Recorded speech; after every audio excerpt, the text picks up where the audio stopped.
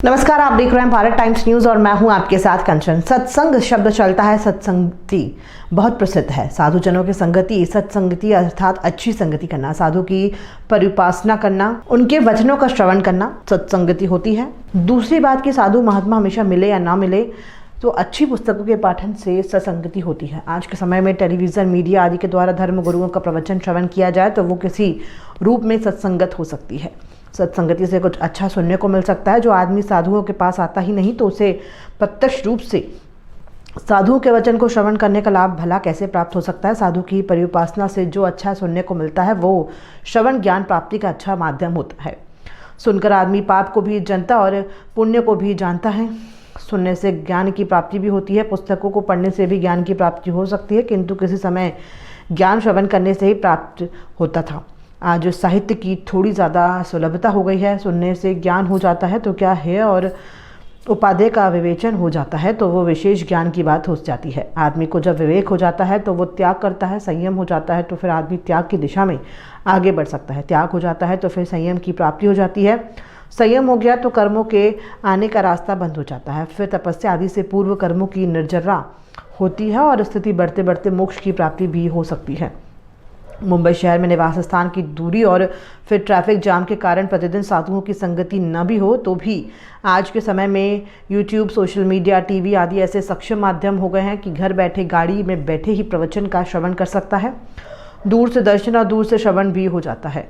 साधुओं के सम्मुख बैठकर प्रवचन श्रवण के अनेक लाभ प्राप्त हो सकते हैं। सामने बैठकर जितनी देर श्रवण करने के दौरान सावध क्रियाओं से बचाव हो जाता है। इस दौरान यदि कोई सामायिक आदि करने वाले हो तो कितना धर्म का लाभ हो जाता है। सुनने से ज्ञान की वृद्धि होती है। कई बार सुनने से जीवन की किसी समस्या का समाधान भी प्रवचन श्रवण से प्राप्त हो सकता है।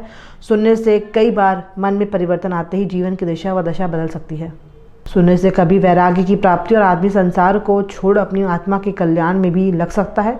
सुनने से कोई अच्छा वक्ता भी बन सकता है। इस प्रकार सलक्ष्य श्रवण किया जाए तो सत्संगी का कितना भी लाभ प्राप्त हो सकता है। वो क्षेत्र भी धन्य होता है जहाँ इतनी संख्या में चरित्रात्माओं का प्रवास होता है। चरित्रात्माओं की परिउपासना, प्रवचन श्रवण आदि का लाभ भी प्राप्त हो जाता है। साधुओं की संगति का लाभ उठाने का प्रयास करना चाहिए। उक्त सत्संगति से जीवन का कल्याण करने की प्रेरणा जैन श्वेतांबर तेरापंथ धर्म संघ के एकादशमाधिशास्ता महातपस्वी युग प्रधान आचार्य श्री महाशमन जी ने सोमवार को अपने मुलुंड प्रवास के दौरान सोमवार को महाकवि कालिदास नाट्य मंदिर में उपस्थित श्रद्धालुओं को प्रदान किया। आचार्य श्री की मंगलवाणी का साक्षात श्रवण करने श्रद्धालु सत्संगति की महत्ता को जानकर स्वयं को बड़ा सौभाग्यशाली समझ रहे हैं, क्योंकि वे 2 दिनों से साक्षात आध्यात्म जगत के महासूर्य की सत्संगति का लाभ प्राप्त कर रहे थे। मंगल प्रवचन के उपरांत आचार्य श्री अजरामर संप्रदाय की उपस्थिति साधुओं को प्रेरणा प्रदान करते हुए कहा कि प्रतिकूल परिस्थितियों में मनोबल मजबूत रहे, आध्यात्मिक साधना की उन्नति होती रहे, खूब अच्छा विकास होता रहे। उपस्थित साध्वी मीराबाई और साध्वी कृष्णाबाई ने अपनी भावनाओं की अभिव्यक्ति दी। सकल मुलुंड समाज की ओर से श्री विजय पटवारी ने अपनी आस्था शक्ति अभिव्यक्ति दी। स्थानीय ज्ञानशाला के ज्ञानार्थियों ने अपनी भावपूर्ण प्रस्तुति दी। तेरापंथ युवक परिषद के सदस्यों ने गीत का संगान किया। तेरापंथ कन्या मंडल ने भी अपनी प्रस्तुति दी। जैन विश्व भारती के मंत्री श्री सलेल लोढ़ा ने भी अपनी भावनाओं को श्री चरणों में अभिव्यक्ति दी। बालक नव्यान चौरड़िया ने अपनी कलाकृति पूज्य प्रवर के समक्ष प्रस्तुत कर आचार्य श्री से पावन आशीर्वाद प्राप्त किया।